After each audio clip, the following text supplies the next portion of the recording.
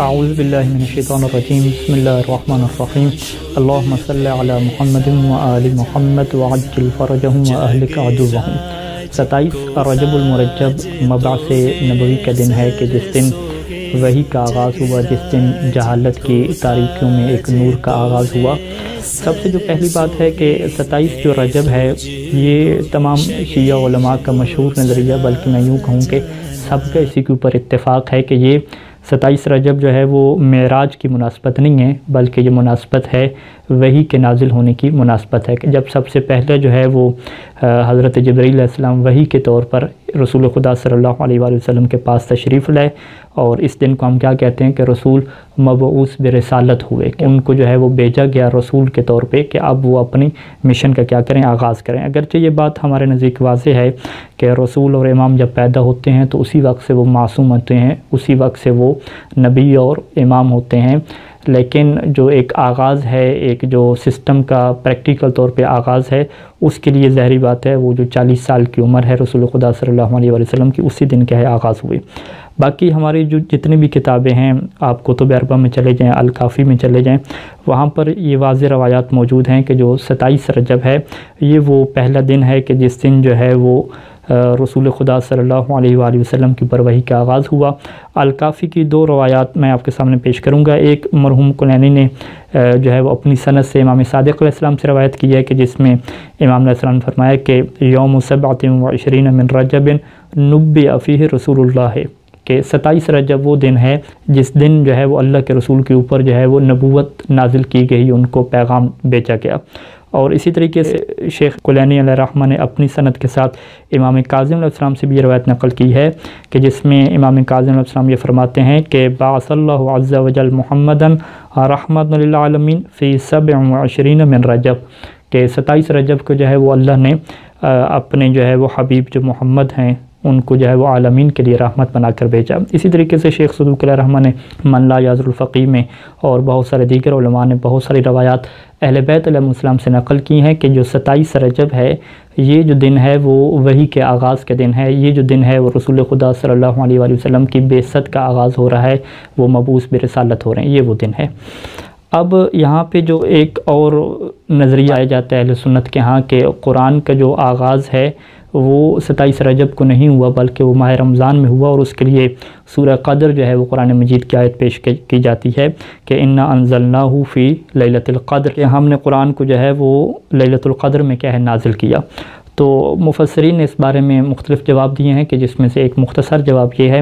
کہ یہ جو کہا جا رہا ہے کہ ہم نے قرآن کو لیلۃ القدر میں نازل کیا، حالانکہ قرآن جو ہے وہ 23 سال میں 23 ایئرز میں کیا ہے نازل ہوا، تو یہ وہ قرآن کا نزول دفعی ہے کہ ایک ہی دفعہ میں قلب مصطفیٰ پہ کیا ہے قرآن کو نازل کر دیا گیا۔ پھر اس کے بعد آیات جو ہیں وہ قرآن مجید کی مختلف ہیں کہ جس میں جو ہے وہ سورہ بنی اسرائیل کی 106 نمبر یہ آیت موجود ہے کہ وہ قرآن فرقناہ، اور قرآن کو ہم نے جدا جدا رکھا ہے لتقرأوا للناس، تاکہ آپ لوگوں کو جو ہے وہ یہ پڑھ کے سنائیں ٹھہر ٹھہر کے، وَنَزَّلْنَاهُ تَنزِيلًا، اور ہم نے اس کے بتدریج کیا نازل کی ہے۔ یعنی یہ آیت کہہ رہی ہے کہ قرآن کو ہم نے سٹیپ بائی سٹیپ تدریج کے ساتھ الگ الگ طور پہ نازل کیا ہے، اور سورہ جو قدر میں ہے وہ یہ کہہ رہی ہے کہ ہم نے قرآن کو ایک ہی دفعہ میں کیا ہے پورے کے پورے نازل کر دیا گیا۔ تو جو قرآن کا نزول دفعی ہے وہ ہو سکتا ہے کہ لیلۃ القدر میں ہو، وہ ماہ رمضان میں ہو، لیکن جو قرآن کا آغاز ہے کہ جس ترتیب سے رسول خدا کو کہا جاتا تھا کہ اب یہ والی آیت پڑھیں، اب یہ والی آیت نازل ہو رہی ہے، تو اس ترتیب کا جو آغاز ہے وہ 27 رجب کو کیا ہوا ہے،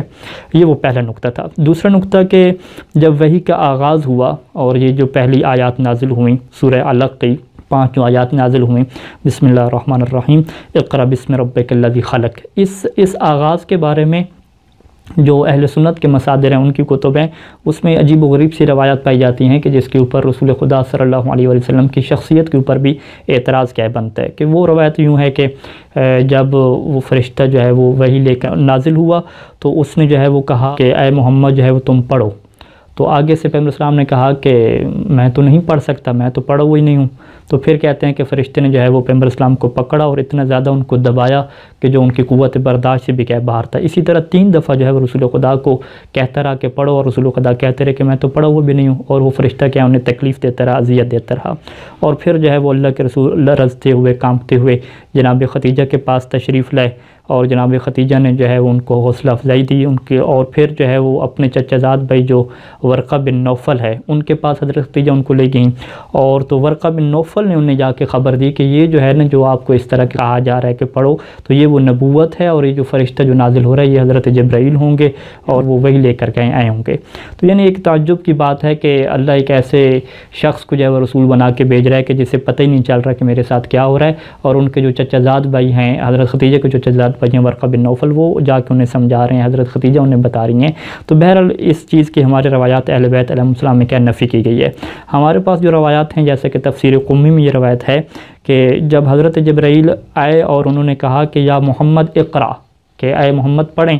تو آگے سے پیغمبر اسلام نے یہ نہیں فرمایا کہ میں پڑھا ہوا نہیں ہوں، بلکہ فرمایا کہ وما اقرأ، کہ میں کیا پڑھوں، کہ یہ بتائیے کیا پڑھنا ہے۔ تو پھر حضرت جبرائیل نے فرمایا کہ اقرأ بسم ربک الذی خلق، کہ اپنے اس رب کے نام سے پڑھیں کہ جس نے آپ کو پیدا کیا۔ پھر یہ جو روایت ہے امام محمد باقر علیہ السلام کی ہے کہ اس میں جو ہے وہ امام فرماتے ہیں یعنی خالق نورک الاقدم، کہ آپ کے نور کو پیدا کیا، پھر جو ہے وہ آپ کے نور سے جو ہے وہ علی علیہ السلام کو جو ہے وہ خلق فرمایا، اور پھر قرآن کی آیت نازل ہوئی کہ اقرأ وربک الاکرم الذی علم بالقلم، یعنی علم علی ابن ابی طالب علیہ السلام، کہ اس رب کے نام سے پڑھیں کہ جس نے جو ہے وہ قلم کے ذریعے سے سکھایا، یعنی علی علیہ السلام کو سکھایا، اور علم الانسان ما لم یعلم، اور یعنی علم علی من الکتابۃ لکا، اور علی علیہ السلام کو جو ہے وہ کتابت لکھنا سکھایا کہ علی علیہ السلام آپ کے لیے کیا ہے لکھیں گے اور کاتب کیا ہے وہی بنیں گے۔ اور اسی طریقے سے جو ہے وہ بحار الانوار میں اور دیگر کتب میں یہ روایت بھی موجود ہے کہ جب رسول خدا صلی اللہ علیہ وآلہ وسلم کے اوپر وحی نازل ہو گئی تو وہ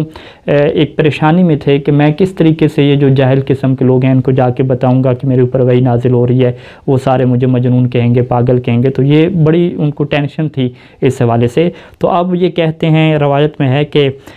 جب رسول خدا کی یہ جو دل کی تنگی تھی، دلی طور پہ تنگ ہو رہے تھے کہ اب میں کیسے بتاؤں گا، تو اللہ نے ان کے دل کو جو ہے وہ شرح صدر عطا فرمائی، ان کے دل میں اطمینان پیدا ہوا۔ وہ کس طرح سے پیدا ہوا؟ وہ اس طریقے سے کہ فَأَنْتَقَ الْجِبَالَ وَالصَّخُورَ وَالْمَدَرَ، کہ اللہ تعالیٰ نے جتنے پہاڑ تھے، جتنی چٹانیں تھیں، جتنی جو ہے وہ مٹی کے ڈھیلے تھے، سب کو جو ہے وہ قوت گویائی عطا کی، سب نے کیا بولنا شروع کر دیا، اور جیسے جیسے رسول خدا جو ہے وہ پہاڑ سے نازل ہو رہے تھے، ہر چیز جو ہے وہ رسول خدا کو یہ کہہ رہی تھی کہ السلام علیکہ یا محمد، السلام علیکہ یا ولی اللہ، السلام علیکہ یا رسول اللہ، اے اللہ کے رسول ہمارا سلام ہو، فإن اللہ عز وجل فضلک وجملک وزینک واکرمک،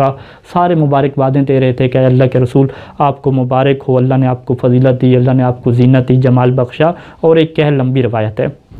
یعنی پیغمبر اسلام صلی اللہ علیہ وسلم بڑے مطمئن طریقے سے جو ہے وہ نازل ہوئے ہیں، اور بہت زیادہ جتنی بھی کائنات کی مخلوقات تھیں سب ان کو جو ہے وہ ہدیہ تبریک پیش کر رہی تھی، مبارکباد پیش کر رہی تھی کہ آپ اعلان کر دیں، اور کسی قسم کی جو ہے وہ ٹینشن کی بات، کسی قسم کی گھبرانے کی بات کیا ہے نہیں ہے۔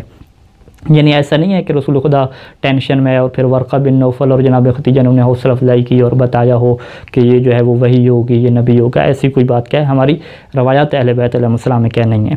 آخری نقطہ کہ قرآن مجید کی آیت ہے کہ هو الذی ارسل رسولہ بالہدی ودین الحق لیظہرہ علی الدین کلہ، یہ جو آیت ہے 3 مرتبہ کیا قرآن میں بالکل اسی سیم ٹیکسٹ کے ساتھ کیا تکرار ہوئی ہے کہ وہ ذات کہ جس نے اپنے رسول کو ہدایت کے ساتھ بھیجا اور حق کا دین بھیجا، کیوں؟ لیظہرہ علی الدین کلہ، تاکہ جو اللہ ہے وہ اپنے اس دین کو تمام دینوں کے اوپر کیا کر دے، ظاہر کر دے، یعنی جو دین اسلام ہے، دین حق ہے، وہ تمام دینوں کے اوپر کیا آ جائے، غالب آ جائے، اسی کی کیا ہے حکومت ہو۔ اب یہاں پہ جو بنیادی سوال پیدا ہوتا ہے کہ کیا ایسا ہوا ہے، کیا پیغمبر اسلام کے زمانے میں ایسا ہوا تھا کہ دین اسلام تمام دنیا کے ادیان پہ غالب آ جائے؟ کیا اب ایسا ہے؟ مسلمانوں کی تعداد کتنی ہے؟ تو سب کہیں گے کہ یقیناً ابھی تک ایسا نہیں ہوا۔ جب ابھی تک ایسا نہیں ہوا تو اب قرآن مجید کیا ہے، تو کہہ رہی ہے کہ ہم نے جو رسول کو بھیجا، ہمارا مقصد ہی کیا ہے کہ دین کو تمام ادیان پہ غالب کرنا ہے، دین اسلام چھا جائے گا، ہر جگہ پہ دین اسلام ہوگا۔ تو یہ پھر کیسے ہوگا؟ یقیناً یہ تبھی ہوگا کہ جب مہدی دوران قائم آل محمد علیہ الصلاۃ عجل اللہ فرجہ تعالی شریف اس دنیا میں تشریف لیں گے اور وہ مبعوث ہوں گے اور وہ اپنا اعلان کریں گے، تو اس وقت جو ہے وہ جو بعثت کا مقصد ہے کہ دین اسلام کو تمام ادیان پہ غالب کرنا، وہی مقصد کیا اس وقت پورا ہوگا۔ خداوند کریم سے دعا ہے کہ خدا ہمارے 12ویں آقا کے ظہور میں جلد از جلد تعجیل فرمائے، تاکہ جو بعثت نبوی کا مقصد ہے وہ بعثت امام زمانہ سے پورا ہو سکے۔ والسلام علیکم ورحمۃ اللہ وبرکاتہ۔